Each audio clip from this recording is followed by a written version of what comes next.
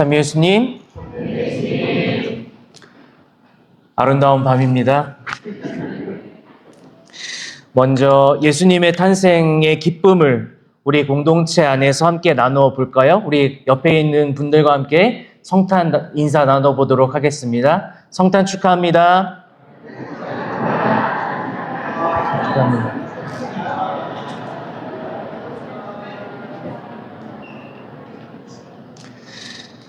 네, 정말 거룩하고 기쁜 밤입니다. 제가 어렸을 적 기억이 떠오르는데요. 제가 초등학교 2학년, 3학년쯤이었을 거예요.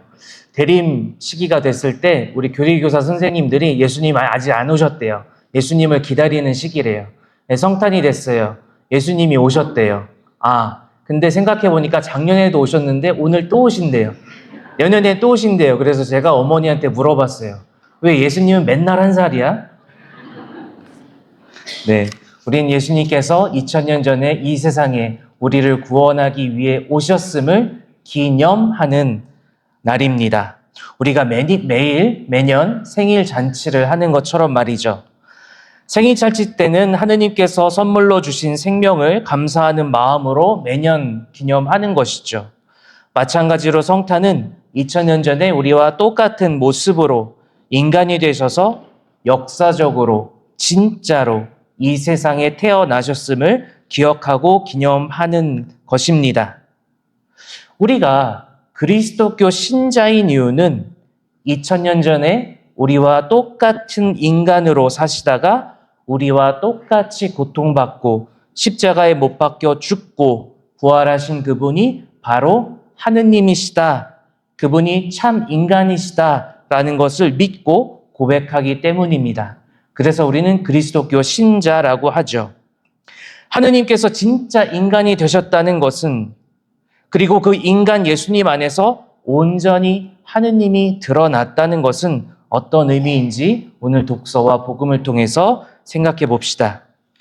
오늘 일독서는 바빌론에서 유배 생활을 앞두고 있는 이스라엘 민족들에게 이 고통과 아픔이 앞으로 찾아오겠지만 그 후에는 반드시 자유와 해방이 올 것이니 용기를 내어라 라고 하는 용기를 주는 말씀입니다.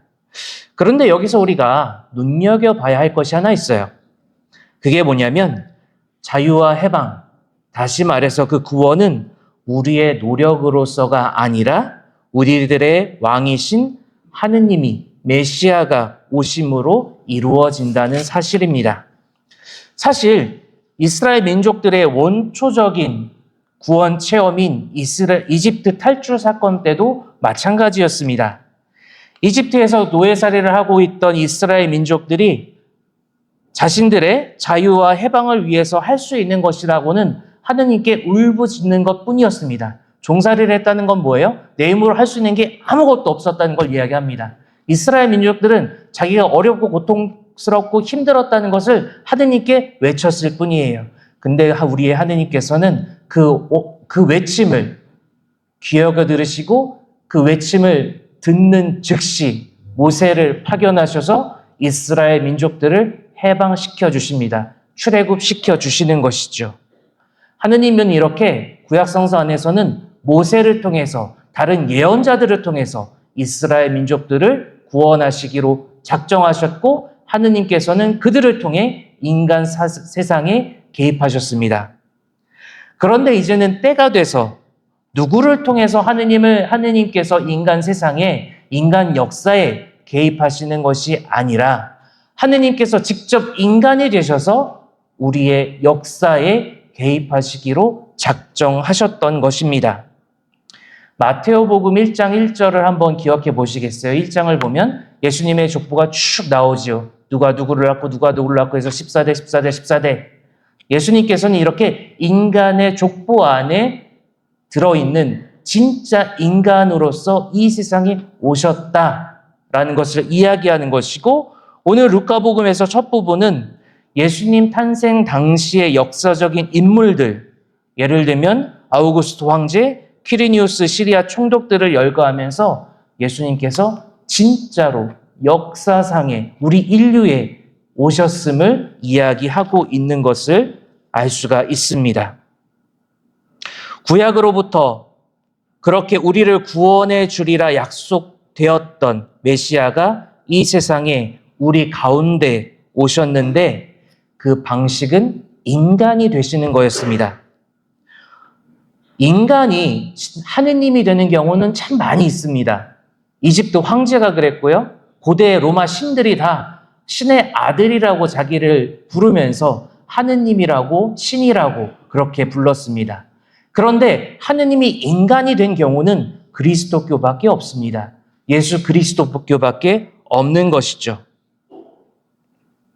인간인 척, 인간의 껍데기를 가지고 잠깐 인간 세상에 머무는 신들은 있었지만 진짜 인간이 돼서 고통과 순환과 죽음을 당한 신은 없었습니다.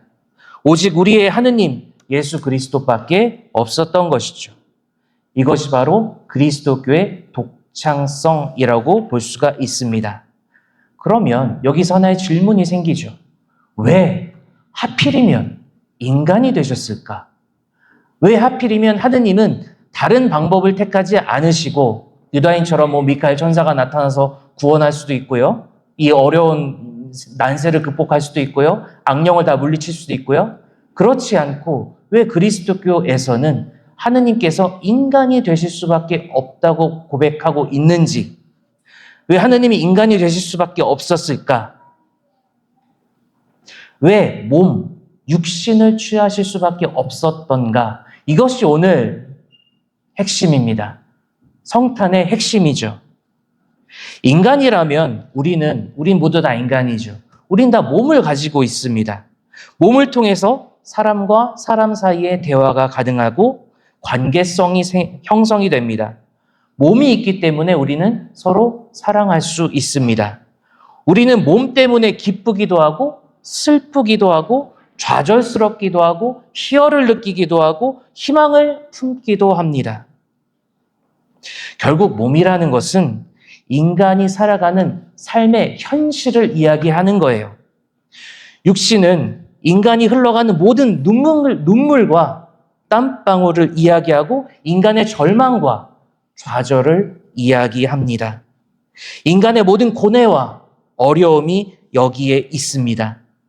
예수님께서 몸을 취하시고 참된 인간이 되셨다는 것은 우리와 똑같은 슬픔, 아픔, 고통, 좌절, 희열, 기쁨, 희망을 안고 사셨다는 것을 이야기합니다. 예수님께서 우리에게 전하고 싶으셨던 복음은 우리가 살아 숨쉬는 이 땅이야말로 구원의 장소라는 것이죠. 하느님께서 계시는 장소는 저 높은 하늘이 아니라 바로 우리가 숨쉬는 이 땅입니다.